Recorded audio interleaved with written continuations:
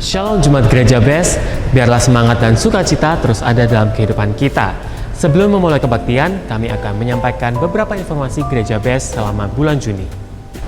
Doa pagi diadakan setiap hari Senin, Rabu, dan Jumat pukul 4.30 pagi waktu Indonesia Barat. Doa malam diadakan setiap hari Senin sampai Sabtu pukul 8.30 malam waktu Indonesia Barat.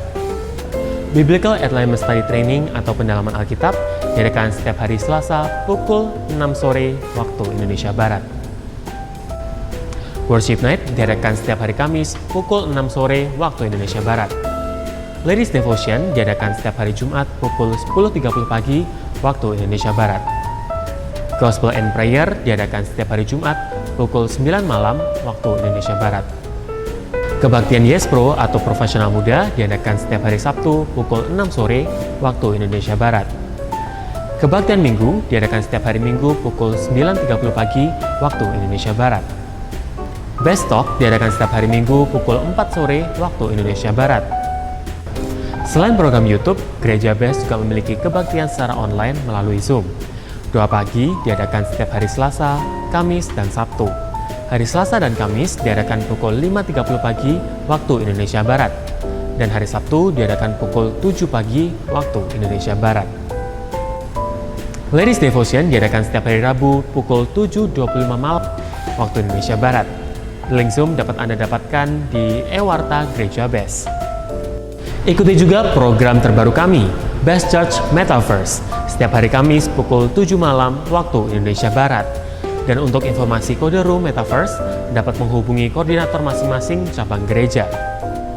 Sekolah Tinggi Teologi Adiwacana Surabaya membuka pendaftaran mahasiswa baru hingga tanggal 31 Agustus 2022. Informasi pendaftaran dapat Anda dapatkan dengan men-scan barcode yang tertera di layar.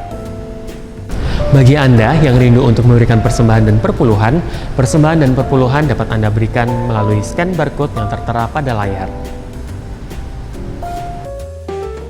Sekian informasi yang dapat kami sampaikan. Mari siapkan hati dan pikiran kita untuk menyambut firman Tuhan. Selamat beribadah dan Tuhan Yesus memberkati.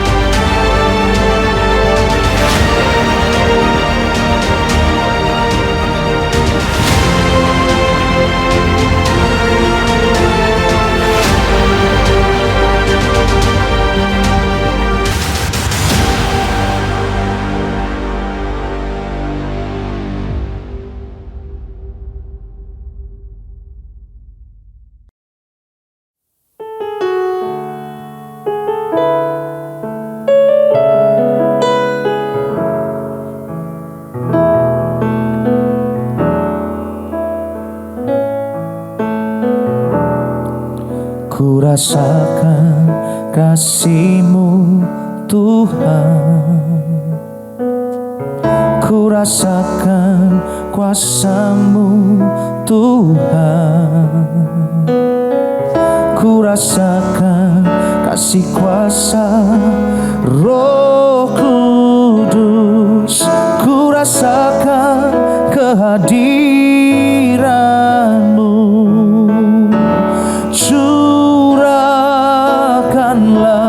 Kuasa-Mu Tuhan, mujizat terjadi di tempat ini. Curahkanlah kuasa-Mu Tuhan, mujizat terjadi sekarang ini.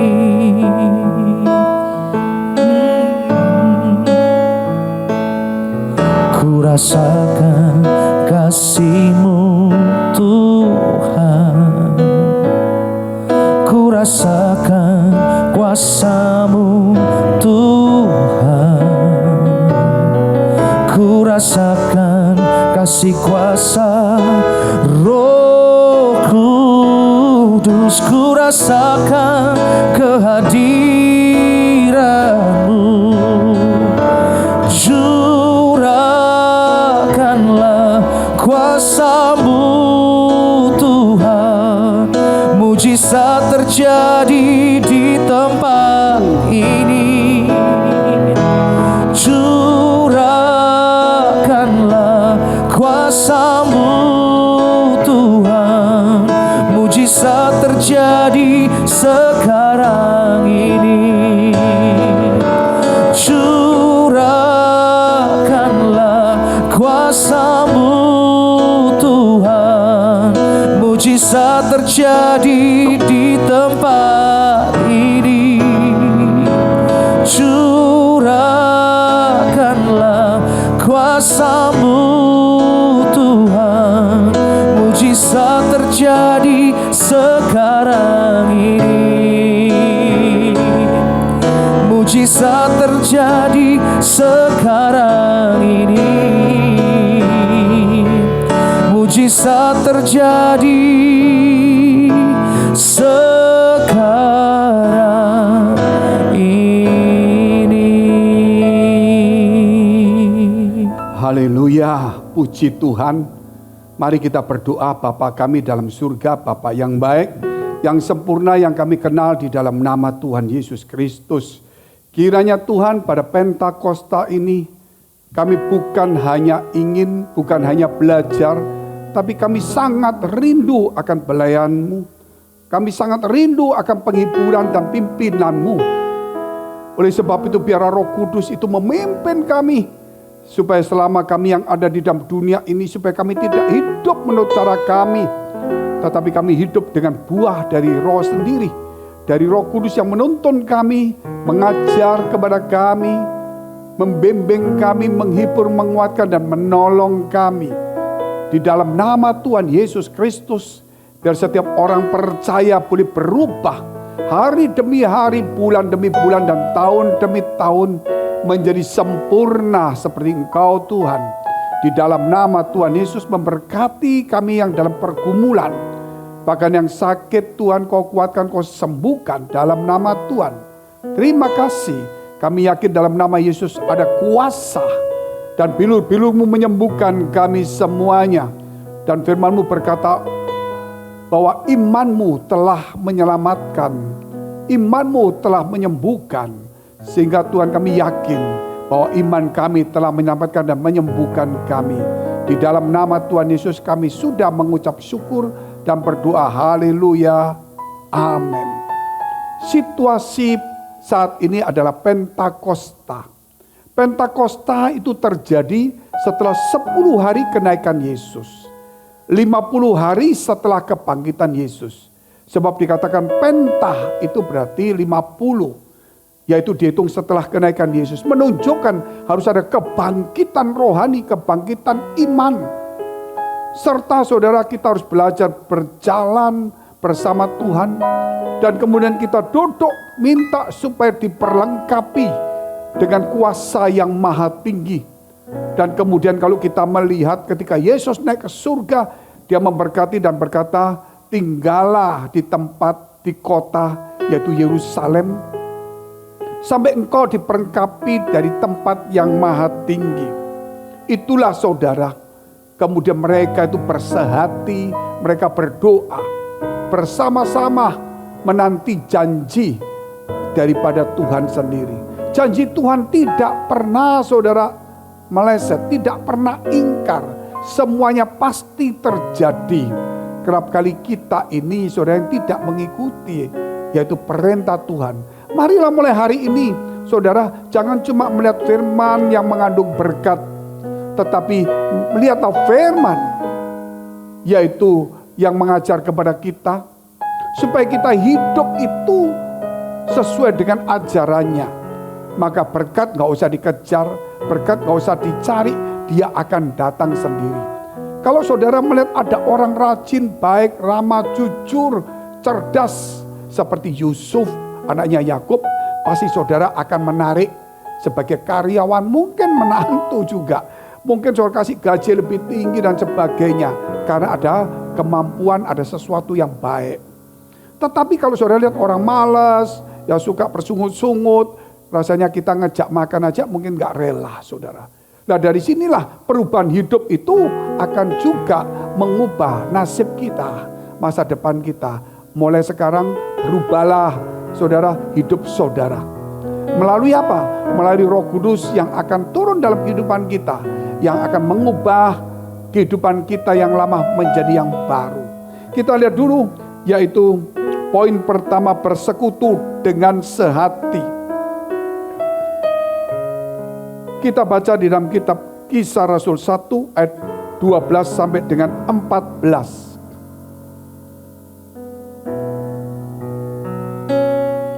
Maka kembalilah rasul-rasul itu ke Yerusalem, dan bukit yang disebut Bukit Zaitun yang hanya seperjalanan sabat jauhnya dari Yerusalem. Setelah mereka tiba di kota, naiklah mereka ke ruang atas tempat mereka menumpang. Mereka itu ialah Petrus dan Yohanes, Yakobus dan Andreas, Filipus dan Thomas, Bartolomeus dan Matius, Yakobus bin Alfeus dan Simon orang Selot, dan Yudas bin Yakobus. Mereka semua bertekun dengan sehati dalam doa bersama-sama dengan beberapa perempuan serta Maria, ibu Yesus, dengan saudara-saudara Yesus. Di sini saudara-saudara Yesus itu ikut, ibu Yesus ikut, perempuan-perempuan itu ikut. Ada Yudas tapi bukan Yudas Iskariot karena sudah bunuh diri. Nah kalau kita melihat saudara-saudara Yesus, siapakah itu? Salah satunya atau duanya itu yang menulis surat Yakobus dan surat Yudas. Itulah saudara Yesus. Sehingga dikatakan dalam surat itu bahwa dia adalah saudara atau saudara hamba daripada Tuhan sendiri. Dia adalah saudara tapi kemudian dia menganggap kakaknya itu bukan lagi kakak tetapi Tuhan, dan dia menjadikan dirinya hamba. Sebab itu saudara, ya kita tidak bisa lagi bimbang dan ragu-ragu. Apa yang kita percaya harus kita yakini dan kita jalani. Jangan pernah maju mundur dan menoleh ke belakang.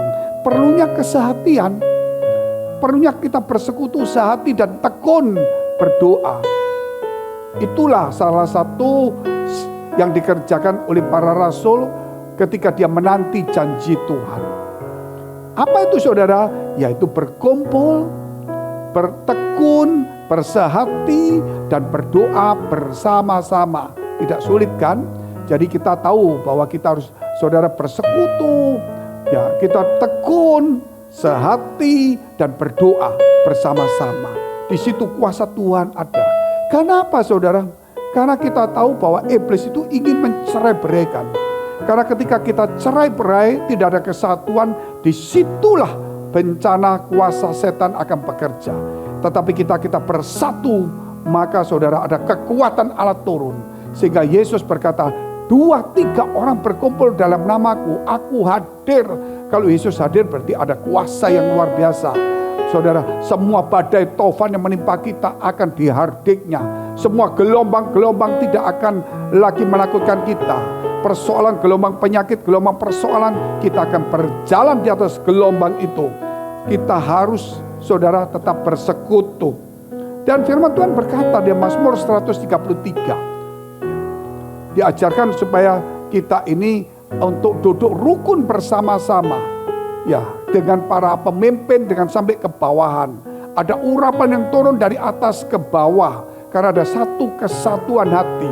Kesatuan hati itu saudara tidak lepas dari ada yang tidak setuju, mungkin ada tidak sepaham, mungkin ada juga yang bersalah, tapi mereka tetap mendukung program yang baik ini tanpa mengucapkan sesuatu kata, karena mereka belajar untuk merendahkan diri, belajar untuk memberikan dirinya. Ketika kita nggak setuju, kita nggak senang, saudara, mari kita bersatu dengan memberikan diri kita kepada Tuhan. Supaya saudara ada kesatuan. Maka dikatakan, maka berkat akan mengejar. bukan kita mengejar berkat, tapi berkat mengejar kita. Mari kita tunduk kepala, kita berdoa terlebih dahulu. Tuhan, Kau memberkati kami, Engkau menyucikan hati pikiran kami, supaya kami tetap bersekutu, bersatu, tekun, supaya kami sehati dan kami berdoa bersama-sama. Kami tidak mau dicerai-beraikan, diadu domba, supaya setiap kali kami ada perbedaan, tapi kami akan memberikan diri kami kepada Tuhan, sehingga perbedaan tidak memecahkan, tidak membuat perpecahan, pertengkaran, tapi tetap ada satu kesatuan.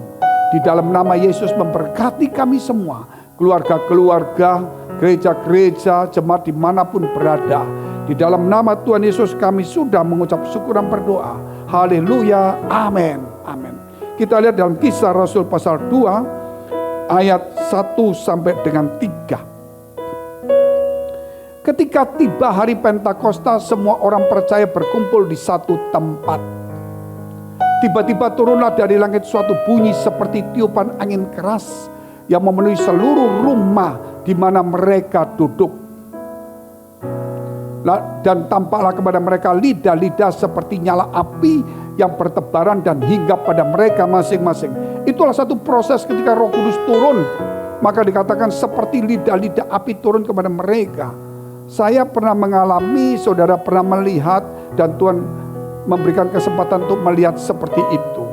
Yaitu pada tahun 1998. Ketika kami berkumpul beberapa orang, lebih dari 10 tapi tidak sampai lebih dari 20. Ketika persekutuan kami yang dulunya bagus, yang dulunya rame, mulai terjadi di situ perebutan, kekacauan biasa iblis seperti itu.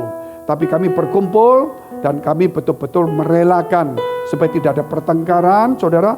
Kami sebagai teman-teman, sebagai pemimpin, ya kami bilang sudah, kita nggak mau berantem, sudah silakan dilakukan yang bagus. Saat itu kami ambil bagian yang lain, pelayanan yang lain. Dan ketika kami berdoa dalam pelayanan yang lain itu, saya melihat ketika teman-teman itu didoakan, saya melihat di atas kepalanya itu ada sekitar seperti ini, yaitu seperti lidah api, saudara, dia jalan aja. Saya lihat ada yang lebih kecil, ada yang lebih besar. Bukan berarti Roh Kudusnya kecil besar, bukan, saudara. Mungkin saudara orang itu ya, mungkin salah satu sebab mungkin dia masih belum terbuka 100%, atau dia rindu 100%. Atau mungkin dia masih ragu-ragu, atau mungkin dia mau belajar, mau mencari Tuhan. Ya, saya yakin saat itu saya melihat mereka dipakai Tuhan luar biasa. Dan apa yang terjadi? Saya katakan kepada mereka, dan kemudian persekutuan yang sudah kami, ya maksudnya persekutuan yang lain lah, kami layani. Dalam waktu kurang lebih 4 tahun, sudah berkembang 125 persekutuan. Gak main-main, saudara. Dan saat itu kemudian Tuhan suruh saya buka gereja. Itulah lidah-lidah api. Saya yakin di atas kepala saudara dan saya ada lidah-lidah api yang tidak dilihat orang, tetapi Tuhan memberikan, setan pun melihat. Sehingga saudara jangan takut, ada kuasa yang melindungi kita. Kita dengarkan satu pujian.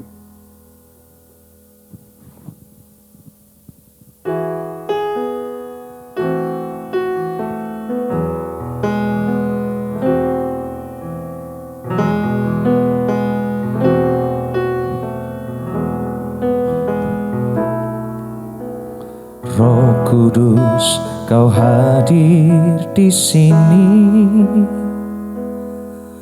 Roh Kudus, ku mengasihi-Mu.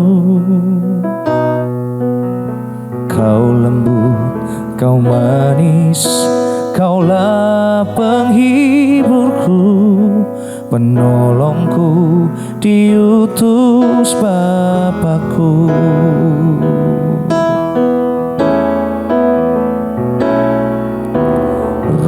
Kudus, Kau hadir di sini. Roh Kudus, ku mengasihi-Mu. Kau lembut, Kau manis, Kaulah penghiburku, penolongku, diutus Bapakku. Ku buka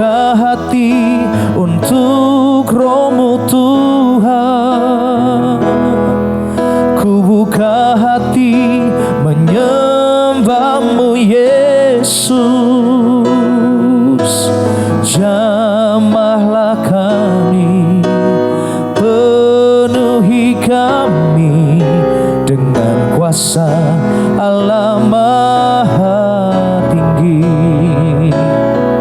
Ku buka hati untuk Roh-Mu Tuhan, ku buka hati menyembah-Mu Yesus. Jamahlah kami, penuhi kami dengan kuasa Allah Maha Tinggi, dengan kuasa Allah Maha Tinggi.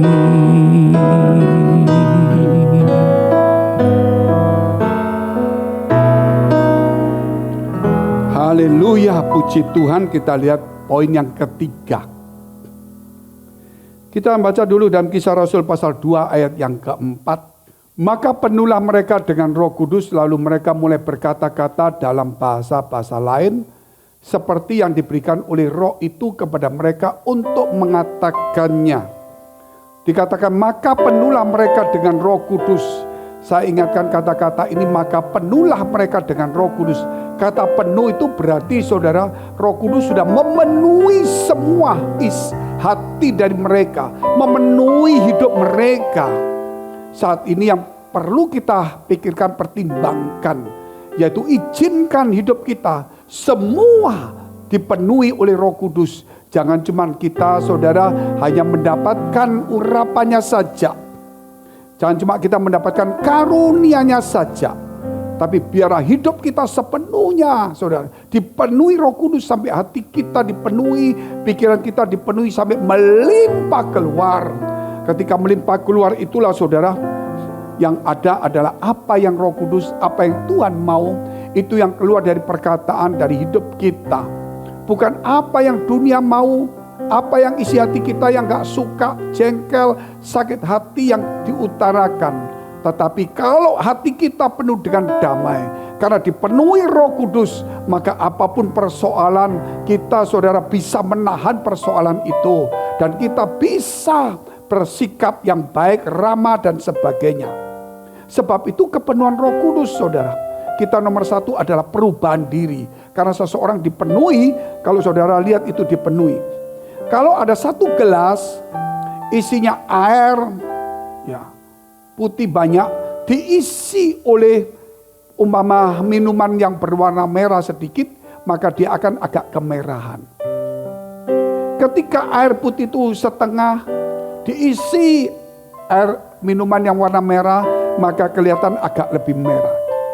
Tetapi ketika air putih itu dibuang semuanya, dan kemudian minuman itu saudara warna merah dikasih, itulah merah semuanya. Contoh-contoh yang persis, anggur yang manis, anggur yang baik, atau red wine atau anggur merah. Saudara coba campur air putih kan gak enak, karena gak murni. Tentu dibersihkan gelasnya, kasih gelas yang warna putih saudara, diisilah, maka kelihatannya enak sekali, orang lihat aja tertarik.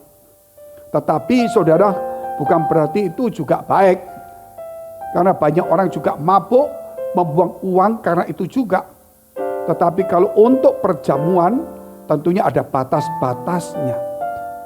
Sebab itu dikatakan anggur yang baik, bukan anggur yang memabukkan. Yesus mengubah air menjadi anggur-anggur yang lebih baik, yang baik, bukan anggur yang memabukkan. Jadi di sini kita merenungkan kembali, ketika seseorang dipenuhi Roh Kudus, pasti ada buah roh itu muncul. Dimulai dengan kasih, damai sejahtera, sukacita, kesabaran, kesetiaan, lemah lembut, dan sebagainya sampai penguasaan diri. Mari saudara, kita harus ada buah roh dalam hidup kita. Juga ada buah pelayanan. Kalau kita perkataan kita ramah, ya, kalau kita mulai saudara hidupnya ada Roh Kudus, kita ini penuh kasih, hati kita damai, sukacita, sabar, maka buah pelayanan itu akan nampak. Tetapi sebaliknya kalau kita saudara tidak ada kasih, tidak ada damai sejahtera, nggak ada sukacita, nggak ada kesabaran, nggak ada kesetiaan, lemah lembut, saudara, nggak ada penguasaan diri. Apa yang terjadi dalam pekerjaan sendiri pun kita mungkin mengalami banyak kekurangan. Tetapi kalau kita punya itu, semua buah roh itu, saya yakin perusahaan kita, apa yang kita kerjakan, pelayanan kita, rumah tangga kita pasti berubah manis. Percayalah dan mulailah saat ini juga. Mari kita tunduk kepala, kita berdoa. Bapa kami dalam surga, Bapa yang baik, terima kasih atas segala kebaikan Tuhan bagi kami semua. Biarlah Roh Kudus itu, anggur yang baru itu turun dalam hati kami, memenuhi kami supaya kami dipenuhi dengan damai sejahtera, sukacita, kasih yang melimpah, kebaikan, kesabaran, kelemah lembutan, kesetiaan, penguasaan diri, dan lain sebagainya.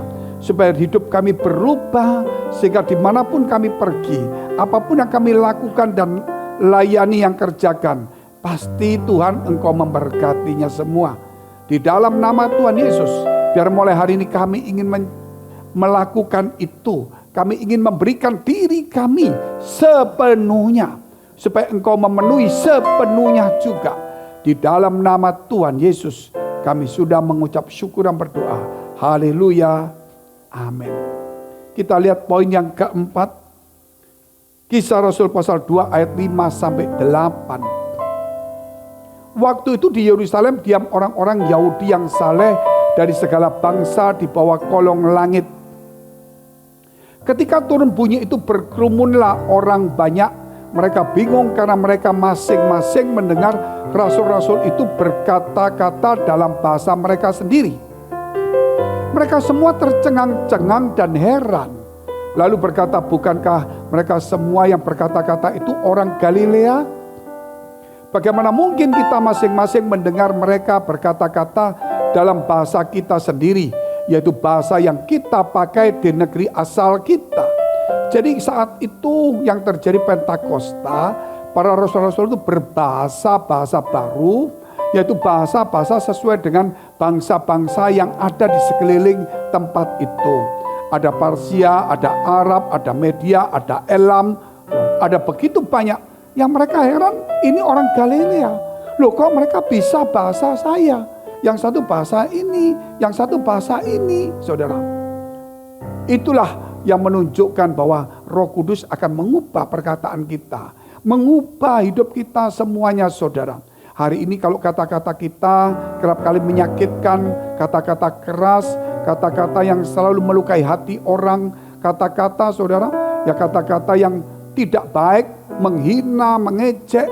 Biar hari ini kata-kata kita bukan dengan bahasa-bahasa baru bangsa lain, mungkin itu terjadi, tapi lebih tinggi lagi, yaitu bahasa kasih. Saudara, perlu bahasa kasih itu ada. Yang ramah, rendah hati, lemah lembut, saudara, yang sabar, saudara. Itu bahasa kasih. Karena firman Tuhan berkata, saudara, ya, walaupun kita mempunyai karunia berbahasa-bahasa banyak dan bahasa malaikat, kalau nggak punya saudara kasih, tidak ada gunanya. Seperti saudara dikatakan, canang yang bergemerincing, gong yang berkumandang. Jadi cuma suaranya indah, nggak ada artinya. Kita harus belajar hari ini. Apapun yang Tuhan kasih kita bahasa. Bahasa Indonesia, bahasa roh, mungkin bahasa Inggris, bahasa Mandarin, bahasa apa, Prancis. Ingat, apapun yang kita katakan itu harus mengandung bahasa kasih. Bahasa yang ramah, bahasa yang rendah hati, bahasa yang menghibur. Dan juga, saudara, yaitu kita harus punya bahasa yang lemah lembut. Mari kita tunduk kepala, kita berdoa. Terima kasih Tuhan, terima kasih memberkati kami. Di dalam nama Tuhan Yesus, biar ada perubahan dalam hidup kami, bahasa kami akan dirubah.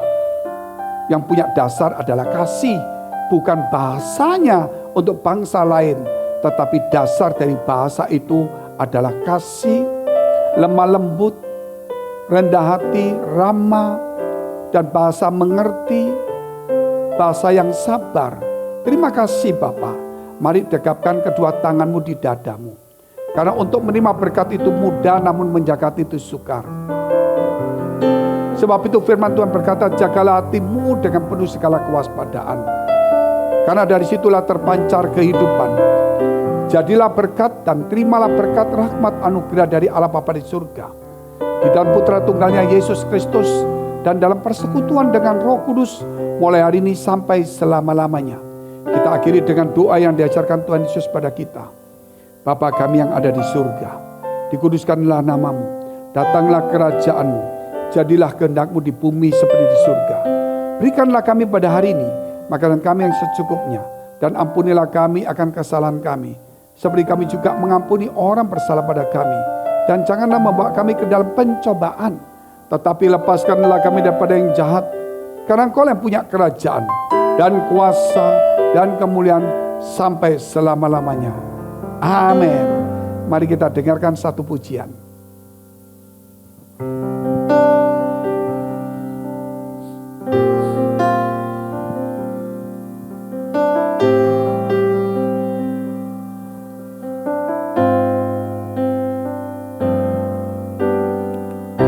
Savior of my soul, I confide in you through all my darkest moments. In you I find my peace, my comfort when I'm weak. I trust in you through storm and raging sea. Faithful, you're my God. You're the glory and the lifter of my head. Your light that fills my days, it leads me in your ways. Forever I surrender all to you, and I live to worship you. My Jesus, you're the only one for me. Nothing will ever take your place, my precious Savior. Who can stand between my Lord and me?